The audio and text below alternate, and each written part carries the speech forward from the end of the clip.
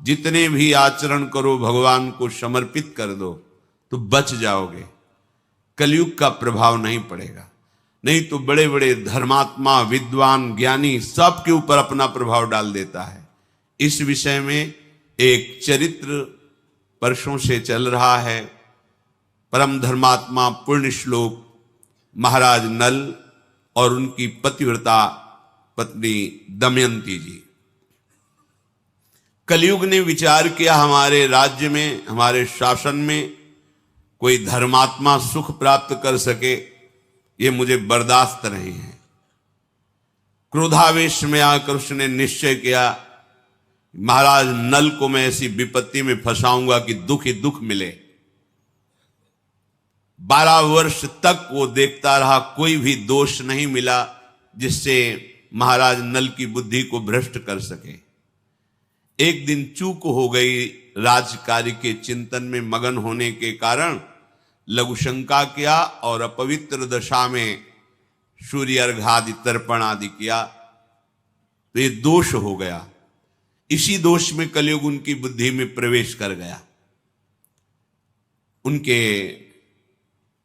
जो भ्राता, छोटे भ्राता थे पुष्कर, उनके हृदय में जाकर प्रेरित किया और जुआ खेलने के लिए उन्होंने द्यूत कीड़ा के लिए ललकारा। क्षत्रिय धर्म के अनुसार ललकार सहन करना उनके स्वभाव में नहीं होता। महाराज नल और पुष्कर की द्यूत कीड़ा हुई, सब कुछ हारते चले गए, राज्य भी हार गए, अपने शरीर के आभूषण वस्त्र भी हार गए। फिर उसने कहा दमयंती को दांव पे लगा दो। उन्होंने कहा ऐसा मैं अधर्माचरण नहीं कर सकता। तो उसने कहा सैनिकों से इनको नगर के बाहर निकाल दिया जाए, राज्य में घोषणा करवा दी अगर कोई थोड़ा भी सत्कार जल भोजन देगा उसे प्राण दंड दिया जाएगा। भयानक विपत्ति। कुछ ही दिनों में चक्रवर्ती, राज्य भोगने वाला राजा गली का भिखारी बना दिया कलयुग ने। कोई पानी भी के लिए नहीं पूछ सकता, जिनके आगे सर झुकाते थे उनका कोई आदर नहीं। नगर से निष्कासित वन में जब भयानक, जहां सिंह, रीछ, भालू आदि नाना प्रकार के जीव जो पीड़ा पहुंचाने वाले हैं, वहां उन्होंने विचार किया कि हमारी पतिव्रता पत्नी मेरे कारण दुख को क्यों प्राप्त करे। संध्या का समय था, पास में एक खंडहर था उस जंगल में। वहां जाकर के उन्होंने कहा देखो ये मार्ग जाता है पहाड़ी के पीछे से सरोवर, फिर एक ऋषियों का आश्रम मिलेगा, वहां से फिर आप किसी भी नगर में जाकर के आप रह सकती हैं, क्योंकि मेरे ऊपर विपत्ति आई है, मुझे लगता है तुम्हें दुख नहीं भोगना चाहिए। उनका महाराज जो आपकी शरण में है, पतिव्रता है, उसका त्याग करना उचित नहीं है। उनका ये तो हमने आपको ऐसे बता दिया मार्ग, आप शयन कीजिए। वो बहुत ही दुखी थी क्योंकि राज्य छिन गया था और कई दिनों से भोजन भी नहीं मिला था, तो उनको नींद आ गई। महाराज नल उनको वहीं छोड़ करके आधा वस्त्र उनके शरीर का लेकर के जंगल में भटकने लगे। कैसे समय कटे। विपत्ति का समय बड़ा दुखदाई होता है। ये विपत्ति तभी आती है जब हम भगवान के भजन से विमुख होते हैं। अगर प्रभु का भजन चल रहा है तो कलयुग की गति नहीं है कि उसकी बुद्धि का स्पर्श कर सके। कलयुग की गति नहीं कि कोई बाधा डाल सके, क्योंकि नाम पहारू दिवस निशि, भगवान का नाम रात दिन पहरा देता है। कोई भी विपत्ति, अमंगल भक्त को छू नहीं सकती। हम यही तो चाहते हैं ना, कोई ऐसा हमारी सुरक्षा करने वाला हो जो हमें सुख शांति प्रदान करे, निर्भय कर सके। वो केवल श्री भगवान हैं। ये बात सबकी समझ में नहीं आती। जहां तुम हो वही हैं, सब में है, तुम में है, सब समय में है तो इस समय भी है। फिर हमें भयभीत क्या होना है। जब मेरा प्रीतम मेरे समीप है तो काल का भी महाकाल है, डरने की जरूरत नहीं है। वही समस्त दुखों से हमें बचा सकता है, दूसरा नहीं। पर प्रायः इस बात का परिचय भगवत प्रेमी महात्माओं से ही मिलता है। नहीं तो अज्ञान के कारण हम केवल इतना ही समझते हैं कि हम खूब कमाएंगे और सुखी हो जाएंगे, पर यह पता नहीं कि हमारे द्वारा कैसे कैसे गंदे आचरण होते हैं, अधर्म आचरण होते हैं, जिनका फल बड़ा भयानक हो जाता है। दमयंती जी ने वहां से मार्ग में चलते हुए फिर आगे ऋषियों के दर्शन किए। ऋषियों ने उनसे कहा कि तुम चिंता मत करो, ये विपत्ति का समय भी बदलेगा, तुम्हें महाराज मिलेंगे, तुम्हारा राज्य मिलेगा। इतना कहकर वो आश्रम सहित अंतर्धान हो गए, क्योंकि वो सब दिव्य ऋषि थे, केवल संबोधन करने के लिए उनकी आंखों के सामने प्रकाशित हुए थे। वो भटकती हुई जंगल में घूम रही थी कि एक व्यापारियों के दल को देखा। व्यापारी दल में पीछे पीछे छुप के चली कि ये कहीं किसी नगर को तो जाएगा ही। एक सरोवर के समीप निर्मल जल देखकर व्यापारियों ने वहां अपना कैंप लगाया। रात्रि में जंगली हाथियों के द्वारा आक्रमण होने पर बहुत से व्यापारी नष्ट हो गए। उन व्यापारियों ने विचार किया कोई अमंगल प्राणी हमारे साथ है जिससे ऐसा अनिष्ट हुआ। जब ये बात सुनी तो दमयंती जी वहां से चल पड़ी कि मैं ही यहां पीछे पीछे चल रही हूं, अगर इनको पता चलेगा तो हमारी प्राण हानि कर देंगे।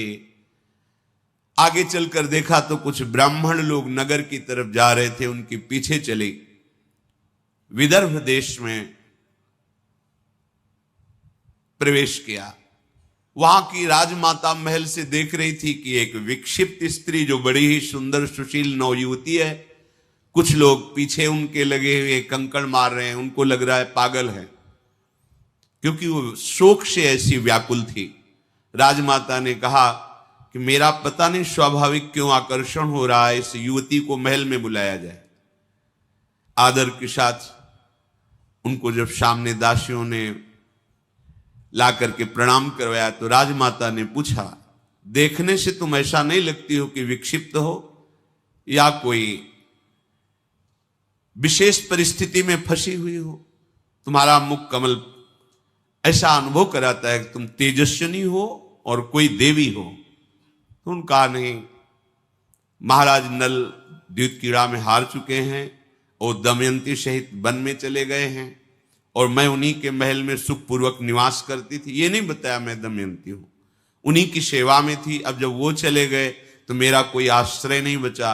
अगर राजमाता आप कृपा करें मुझे आश्रय दे दें तो आपका बहुत उपकार होगा, पर मेरा नियम है, मैं एक पतिव्रता हूं, किसी के चरण नहीं धोऊंगी, किसी का जूठन नहीं खाऊंगी, किसी पुरुष से संभाषण नहीं करूंगी, केवल ब्रह्म ऋषियों से बात कर सकती हूं। अगर इन नियमों की आप सुरक्षा कर सके तो मैं आपके यहां रह पाऊंगी। राजमाता ने स्वीकृति दे दी और कहा जैसे मेरी बेटी सुनंदा रहती है ऐसे तुम बेटी की तरह हो, कोई भय नहीं यहां। इधर महाराज नल बड़े ही व्याकुल होकर के कि ये विपत्ति कैसे नष्ट होगी, जंगल में भ्रमण कर रहे थे। उसी समय आवाज आई, पुण्य श्लोक धर्मात्मा महाराज नल मेरी रक्षा कीजिए, रक्षा कीजिए। जिधर आवाज आ रही थी उधर वो दौड़ के गए तो देखा दावानल लगा हुआ है, जंगल में भीषण आग फैली हुई और कोई आग की ज्वाला के बीच में पुकार रहा है। इन्होंने देवताओं को प्रसन्न किया था तो अग्नि भगवान ने वरदान दिया था कि कभी अग्नि की दाहिका शक्ति तुम्हें जलाएगी नहीं, अर्थात ज्वाला में तुम चंदन की तरह शीतल होते हुए जा सकते हो। वरुण देवता ने आशीर्वाद दिया था, जहां तुम चाहोगे वहीं जल प्रकट हो जाएगा। बड़ी देवताओं की आराधना की थी। तो अग्नि के प्रभाव से रहित उस ज्वाला में महाराज नल प्रवेश किए तो देखा बड़ा ही विशालकाय भयंकर करकोटक नाग कुंडली मारे बैठा हुआ है। नाग ने कहा महाराज मुझे बचा लीजिए, मैं चल नहीं पा रहा हूं क्योंकि मुझे देवर्षि नारद का शाप हो गया है। मैंने उपहास कर दिया देवर्षि नारद का। संतों का उपहास करना पुण्य नाशक होता है। उस दिन से मैं जड़ की तरह यहीं पड़ा हूं। अब ये दावानल लग गया, मैं एक कदम भी नहीं चल सकता। मैंने देवर्षि से प्रार्थना की थी कि मुझे क्षमा कर दो, तो उन्होंने कहा था जब महाराज नल तुम्हें दर्शन देंगे तो उसी समय तुम हमारे शाप से मुक्त हो जाओगे। तो आप मुझे उठा करके यहां से बाहर कीजिए, मैं शाप मुक्त भी हो जाऊंगा और तुम्हारा मंगल करूंगा। मैं सबसे तेजस्वी नाग, सबसे बड़ा जहरीला, मेरा नाम करकोटक है। महाराज नल ने कहा, तुम इतने भयंकर विशाल कायो, में तुम्हें कैसे उठा सकता हूं? उन्होंने कहा कि आप उठाइए, मैं आपके लिए बहुत हल्का हो जाऊंगा। गोद में उठाकर जब बाहर किया रखने लगे तो उन्होंने कहा, नहीं, पहले तुम अपने कदम गिनो फिर रखो, जब मैं रोक दूं तब रुक जाना। तो 1 2 3 4 5 6 7 8 9 10, जे भी 10 बुलाते हुए उन्होंने डस लिया। महाराज नल ने कहा, धोखा क्यों किया तुमने? तुम कहते थे तुम्हारा कल्याण करेंगे, हमने तुम्हारी प्राण रक्षा की और तुमने हमें डस लिया। बोले, मैं तेजस्वी नाग हूं, मेरा प्रभाव विष का संकल्प के अनुसार होता है। तुम्हारे शरीर पर बिल्कुल प्रभाव नहीं पड़ेगा जहर का। तुम्हारे अंदर बैठा हुआ जो कलयुग है वो जलेगा, उसके अंग अंग में मेरा जहर जाएगा और वो बड़ी शीघ्रता से तुम्हारे शरीर का त्याग करेगा और उसके त्याग करते ही तुम्हारी बुद्धि शुद्ध हो जाएगी और सारी संपत्ति प्राप्त हो जाएगी। ये कलयुग तुम्हें महान दुख दे रहा है। पर काटने के प्रभाव से उनका शरीर काला हो गया और नाटा हो गया। तो उनका ये क्या किया, मेरा नल रूप जो था वो तो अंतर्हित हो गया। बोले, तुम्हारे काम में आएगा, क्योंकि शत्रु राजा तुम्हारा नाश कर देगा, इसलिए अब तुम्हें कोई पहचान नहीं पाएगा। आज से तुम्हारा नाम बाहुक होगा, तुम अपने को बाहुक कहना। और ये पट एक वस्त्र दिया कि जब तुम चाहना कि नल रूप प्रकट हो जाए तो ये वस्त्र ओढ़कर मेरा ध्यान करना, तो तुम्हारा ये रूप हट जाएगा और तुम नल रूप में प्रकाशित हो जाओगे। और जाओ, तुम्हारा मंगल हो। आज के बाद कभी भी कोई दाढ़ वाला जंतु तुम्हें खा नहीं पाएगा, कोई भी विषैला कीड़ा काटेगा, विष नहीं चढ़ेगा, और जहां कहीं तुम्हारी कोई विपत्ति होगी तो मैं सहायता के लिए आ जाऊंगा। ऐसा उसने वरदान दिया। महाराज नल से कहा कि तुम्हारे रक्षा के योग्य अयोध्या नरेश महाराज ऋतुपर्ण धर्मात्मा पुरुष हैं, तुम वहां जाओ, उनके समीप जाने से तुम्हारा मंगल होगा। बाहुक अर्थात महाराज नल राजा ऋतुपर्ण के समीप गए और कहा, महाराज मैं समस्त कलाओं में प्रवीण हूं, विश्व में कोई अश्व विद्या का ऐसा ज्ञाता नहीं जो मेरे समान हो।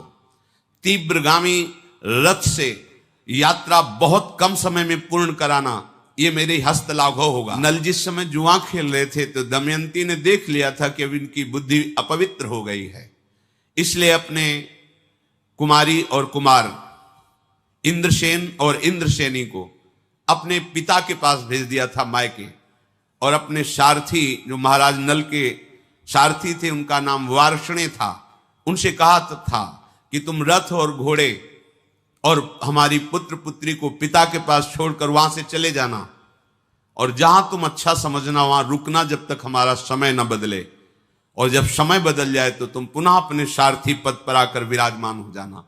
तो वो संयोग से वहां ऋतुपर्ण के यहां ही सेवा में थे। जब वार्ष्णे ने देखा कि इसकी बात और इसके गुण और इसका आभास तो मेरे महाराज नल जैसा है लेकिन रूप नहीं है, संकुचित हो गए और अपने साथ रख लिया, क्योंकि वो भी घोड़ों की ही सेवा में थे और इनको सारथी पद मिला था। इधर दमयंती जी के हृदय में बड़ी वेदना हो रही थी कि मैं तो महल में रह रही हूं लेकिन मेरे पति प्राणेश्वर पता नहीं किस विपत्ति को सह रहे हैं। जब कुमार कुमारी वहां छोड़े गए तो उनको पता चला परिस्थिति का, तो उन्होंने शास्त्रों ब्राह्मणों को बुलाया और दक्षिणा देकर कहा कि आप दिशाओं में जाइए और सब जगह खोज कीजिए, अगर नल दमयंती का पता आप लगा लेते हैं तो आपको कई हजार गौएं, स्वर्ण मुद्राएं और नगर ये आपकी सेवा में हम समर्पित करेंगे। वहां जाकर राजमाता से कहा, तुम्हारे यहां कोई नवयुवती दासी आई हुई है, हम दर्शन करना चाहते हैं। जब देखा तो बचपन से उन्हें देख रहे थे दमयंती को, क्योंकि वहीं राज दरबार के पुरोहित थे। देखते ही उन्होंने कहा, बेटा तुम अपने मस्तक को धोइए, क्योंकि मस्तक में इनके एक दिव्य चिन्ह था जो बचपन से वो पहचानते थे। जेवी धोया तो ये समझ गए दमयंती है।